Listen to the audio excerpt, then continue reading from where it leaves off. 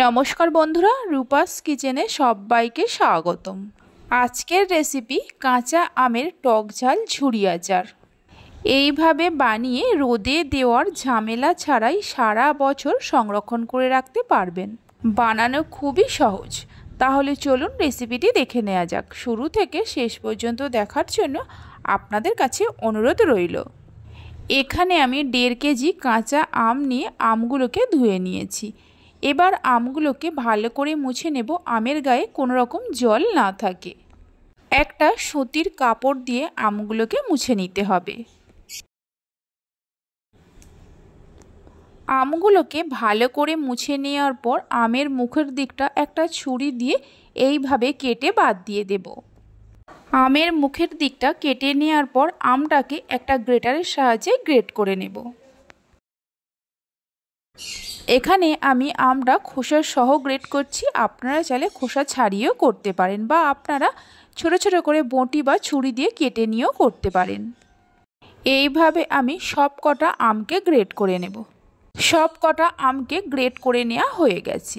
এবার এই গ্রেট করা আমের মধ্যে দিয়ে দেব 1 চামচ নুন। নুনটা আমের মধ্যে দেওয়ার পর ভালো করে মিশিয়ে নিয়ে 15 থেকে 20 মিনিটের জন্য আমটাকে ঢাকা দিয়ে রেখে দেব। ততক্ষণ এই আচারের জন্য একটা ভাজা মশলা তৈরি করে নেব।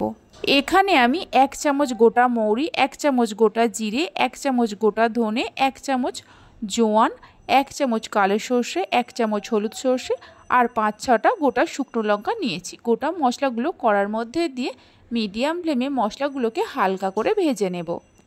মশলা ভাজতে ভাজতেই বুঝতে পারবেন মশলা থেকে একটা সুন্দর গন্ধ বেরোতে শুরু করেছে। ঠিক তখনই গ্যাসের ফ্লেমটা বন্ধ করে দিতে হবে।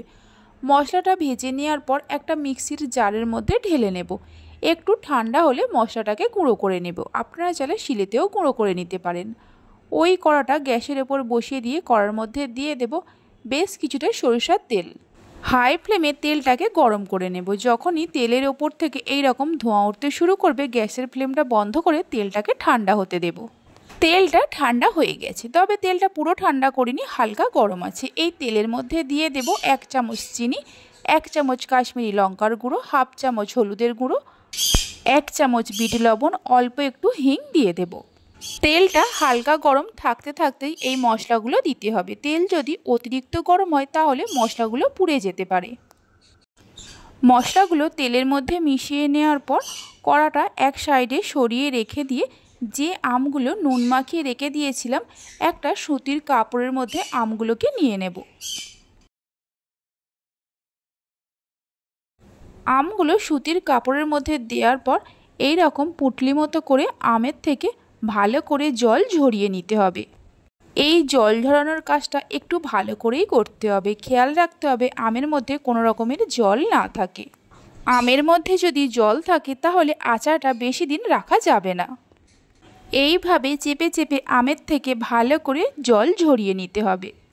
আপনারা চাইলে এইভাবে চেপে চেপে জল ঝরিয়ে নেওয়ার পর আরও কিছুক্ষণ কোনো একটা জায়গায় ঝুলিয়ে রেখে দিতে পারেন। তাহলে আমের মধ্যে যে অতিরিক্ত জলটা থাকবে নিজে থেকেই ঝরে যাবে।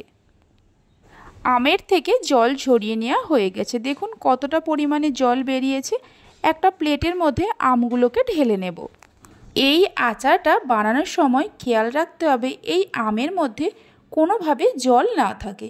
দেখুন আমের মধ্যে একটুও জল নেই। জল ঝরানো এই আমগুলো কড়ার মধ্যে যে তেলটা রেডি করে রেখেছিলাম ওই তেলের মধ্যে আমগুলোকে দিয়ে দেব। তেলের মধ্যে আমগুলো দেওয়ার পর যে ভাজা মশলাটা করে রেখেছিলাম গুঁড়ো করে পুরোটাই দিয়ে দেব। এবার সব কিছুকে ভালো করে মিশিয়ে নেব। এই আচারটাতে তেলের পরিমাণ একটু বেশি করেই দিতে হবে, মানে আমগুলো তেলের মধ্যে ডুবে থাকে ঠিক সেই পরিমাণে তেল দিতে হবে। সব কিছুকে মিশিয়ে নেওয়ার পর এর মধ্যে দিয়ে দেব 2 চামচ ভিনিগার। ভিনিগারের পরিবর্তে আপনারা পাতিলেবুর রসও ব্যবহার করতে পারেন। ভিনিগারটা দেওয়ার পর ভিনিগারটাকেও মিশিয়ে নেব। আচারটা আমাদের তৈরি হয়ে গেছে। এই আচারটা কাঁচের জারের মধ্যে রেখে আপনারা সারা বছর সংরক্ষণ করে রাখতে পারবেন। খেয়াল রাখতে হবে যে পাত্রের মধ্যে আচারটা রাখবেন তার মধ্যে কোনোভাবে জল না থাকে। দেখুন আচারটা কতটা লোভনীয় হয়েছে, দেখে নিশ্চয়ই বুঝতেই পারছেন। এইভাবে একবার আমার মতো করে ঝুরি আচারের রেসিপিটি বাড়িতে বানিয়ে দেখতে পারেন। বাড়িতে বানালে খেয়ে আপনাদের কেমন লাগলো অবশ্যই আমাকে কমেন্ট করে জানাবেন। আমার রেসিপি যদি আপনাদের ভালো লেগে থাকে অবশ্যই একটা লাইক করবেন, বন্ধুদের সঙ্গে শেয়ার করবেন। ভালো লাগলে চ্যানেলটি সাবস্ক্রাইব করে পাশে থাকা বেল আইকনটি প্রেস করবেন নতুন রেসিপির আপডেট সবার আগে পাওয়ার জন্য। তাহলে চলুন ভিডিওটা আমি এখানেই শেষ করছি। আপনারা সবাই ভালো থাকবেন, সুস্থ থাকবেন। ধন্যবাদ।